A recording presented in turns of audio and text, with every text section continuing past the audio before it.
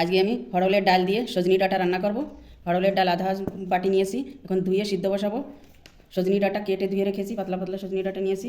আর ফোড়ন দেওয়ার জন্য নিয়েছি টমেটো কুচি, পেঁয়াজ কুচি, মেথি, লসুন, শুকনো লঙ্কা, কাঁচা লঙ্কা আর ধনিয়া পাতা। ঠিক আছে, এখন এই সজনি ডাঁটাগুলো একটু ভেজে নেব।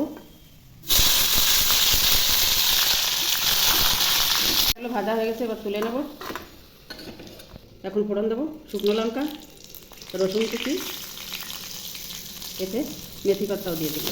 রসুনটা একটু ভাজা ভাজা হবে, রসুনটা একটু ভাজা ভাজা হয়ে গেছে। এবার পেঁয়াজ কুচি দিয়ে দেবো, পেঁয়াজটাও একটু ভাজা ভাজা হয়ে গেছে। পেঁয়াজটা ভাজা ভাজা হয়ে গেছে, টমেটোগুলো দিয়ে দেবো, এটাও ভালো করে ভেজে নেবো। হলুদ লবণ দেবো, অল্প হলুদ দিয়ে দেবো, স্বাদ অনুসারে লবণ দিলাম। টমাটোটা ভালো করে ভাজা হয়ে গেছে, এবার ডালের